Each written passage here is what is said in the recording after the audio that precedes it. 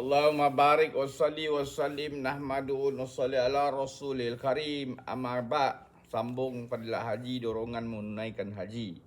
Sayyidina Buraidah radhiyallahu an meriwayatkan bahawa Nabi SAW telah bersabda, membelanjakan harta ketika haji adalah sama seperti membelanjakan harta di jalan Allah, iaitu akan digandakan 700 kali ganda. Ahmad, Tabarani dan Baihaqi.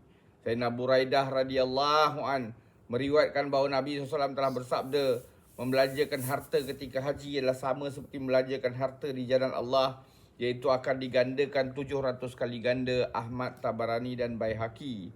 Dalam sebuah hadis, Nabi SAW telah bersabda kepada Sayyidatina Aisyah radhiyallahu anha, pahala umrahmu adalah mengikut kadar perbelanjaanmu, yakni sebanyak mana dibelanjakan atau disedekahkan semasa umrah, sebanyak itulah pahala yang akan diperolehi. Dalam sebuah hadis dinyatakan bahawa perbelanjaan ketika haji merupakan perbelanjaan di jalan Allah SWT yang pahalanya akan digandakan 700 kali ganda.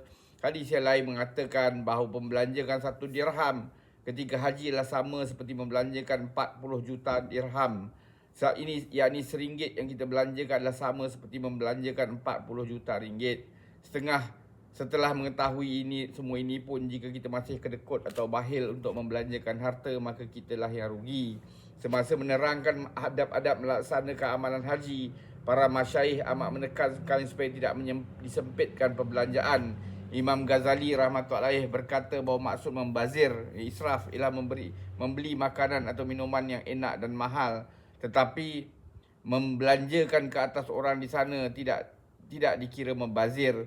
Guru-guru saya juga menulis bahawa jika kita membeli barangan seperti makanan dan minuman dengan niat untuk menolong para peniaga di sana, perbelanjaan ini tidak dikira sebagai belanja untuk diri sendiri.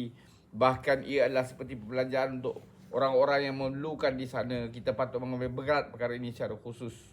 Sayyidina Umar radhiyallahu an berkata, salah satu daripada tanda pemurahnya seorang itu ialah bekalan perjalanan haji ini adalah jenis yang baik. Para ulama menulis maksud bekalan perjalanan haji yang baik mungkin bererti barang bekalannya dari jenis yang baik, atau mungkin juga membawa erti sifat yang tidak berkira semasa berbelanja. Sayyidina Umar radhiyallahu an juga berkata, sebaik-baik orang yang menunaikan haji ialah dia yang niatnya ikhlas, bekalannya bagus dan yakinnya kepada Allah SWT yang sempurna. Saya amat bertuah kerana telah diberi peluang sebanyak 2 kali untuk menghadiri tanah suci bersama guru saya yang dimuliakan ini, Hadrat Syekh Maulana Khalil Ahmad Sahib rahmatullahi. Saya sentiasa memerhatikan satu kebiasaan Hadrat Syekh, iaitu apabila teman-teman yang mengenalinya yang datang pada India menghadiahkan sesuatu kepadanya, beliau akan menolaknya dengan berulang kali sambil berkata, orang-orang di sini lebih berhak, berilah hadiah ini kepada mereka. Kadang-kadang beliau sendiri yang memberitahu tempat tinggal alim ulama dan ahlullah di sana. Tapi jika mereka tak mahu memberikan kepada Hadrat Syekh, beliau akan menerimanya dengan terpaksa dan akan memberikan wang hadiah itu kepadaku sambil berkata, gunalah duit ini untuk membeli sesuatu di pasar, kerana kita pun patut membantu para peniaga di sini. Sayyidina Jabir radhiyallahu an telah meriwayatkan bahawa Nabi sallallahu alaihi wasallam bersabda, orang yang menunaikan haji sekali-kali tidak akan menjadi fakir. Tabarani dan Bazar. Semoga Allah SWT bagi kita taufik untuk kita ambil iktibar, amalkan dan sampaikan.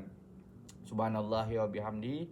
Subhanakallahumma bihamdika asyhadu an la ilaha illa anta astaghfiruka wa atubu ilaik.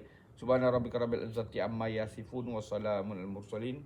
Alhamdulillah rabbil alamin. Taqabbalallah.